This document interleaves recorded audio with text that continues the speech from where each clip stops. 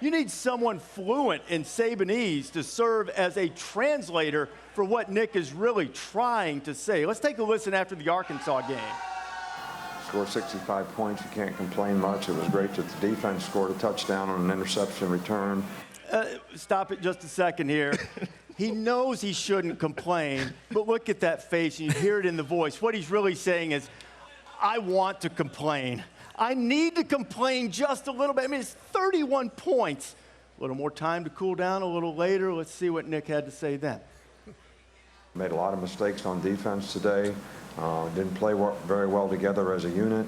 Had lots of opportunities to get off the field on third down and just didn't do it, which allowed them to extend drives. And, you know, I don't think that we really beat the other team when you give up 31 points.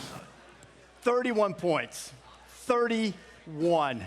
Now, do you see what Nick is really saying? What he's really saying is, my offense is like ice cream. It's sweet, it's savory, it's delicious. You can just keep gorging on it, but, you know, I've done the math in my head, and I know 65-31 is sort of the same as 34-0, but it didn't feel the same, and you know why? Because they got to eat ice cream too, all right? Give me the next one. I don't think anybody wants to apologize for scoring, so we're not going to do that.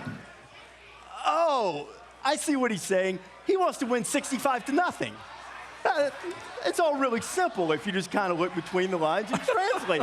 65-0 would make him happy. That would work. Yeah, I think that was a great job. He's an Alabama grad. Yeah. I'm fluent in Sabanese, man. That was pretty good. I think this team, until they play a big-time opponent, we're all going to sit here and continue to almost run out of things to say about how good they are. It's like when Tiger Woods was in his prime. It's like, what more can you say about Tiger Woods? Yeah. That's how you feel about Alabama. But until they go to Baton Rouge, that's their big challenge. Yeah. Right now, they're averaging 56 points a game. Tua doesn't play in the second half most games. The thing that I think is impressive all year is that Alabama keeps their foot on the accelerator. And I think a lot of those numbers defensively are when some of the backup guys get in.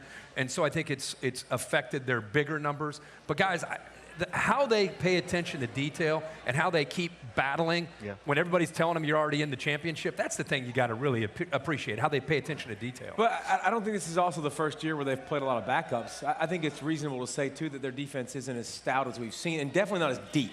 Yeah, I don't think it's as deep.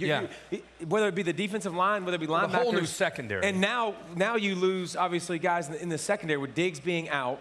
You know, Savion Smith now, who was benched early in the season, has to start. Yeah. So I think they're another injury away from being in trouble. And I know, listen, I know they got first world problems and they got five-star guys, but they're getting closer to mortality with injuries. And that last year, that's what jumped up and bit them as well. Well, the good thing about Alabama is that they've been blowing out teams, so they've been able to, you know, just play a lot of guys. So they're getting some experience. So even if they do suffer injuries later in the season, they have guys now, young, experienced guys with talent that should be able to step up to the plate.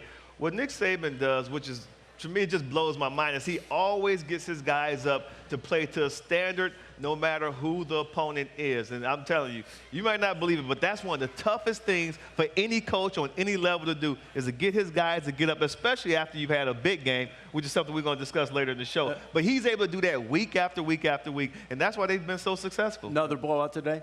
Yeah, exactly, A wounded Missouri. Talk about Alabama's defense being wounded. 2 wide receivers out from the Exactly. That's 2 wide receivers out. That means they can't keep up in the shootout. Yeah, and I think all this attention being paid to their defense, you know, you can imagine the prep they had this week. Now, oh gosh, Diggs is out. They're really in trouble. I think Locke's in trouble more than Alabama defense.